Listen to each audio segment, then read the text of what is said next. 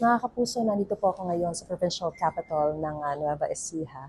Dito po sa Cabanatuan at kasalukuyan po ay nagsasagawa na sila ng kanilang operations briefing bilang paghahanda po sa Super Typhoon o pananalasa ng Super Typhoon Uwan.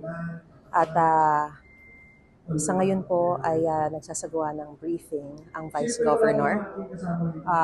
Kasama po ang iba't ibang mga ahensya, kabilang na yung Provincial Disaster Risk Reduction and Management Council.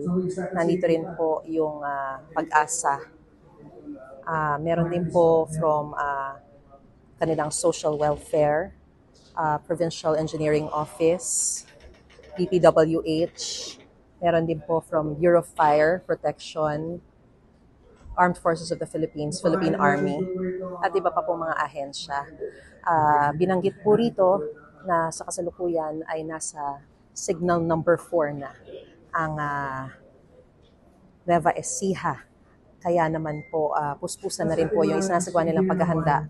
Nakadeploy na rin po yung ilang mga equipment, rescue equipment sa mga barangay para masiguro na sakaling tumindi yung pananalasa ng bagyo rito ay talagang agaran ang pagre-responde. Nagsasagawa na rin daw po ng preemptive evacuation sa ilang areas guys sa Zaragoza na catch basin dito sa kanilang lugar. So, yan po muna ang pinakasariwang sitwasyon mula pa rin dito sa Nueva Ecija. Abangan niyo po ang kabuuan ng aking ulat mamaya sa 24 oras. Ako po si Mariz Umali nag-uulat para sa GMA Integrated News.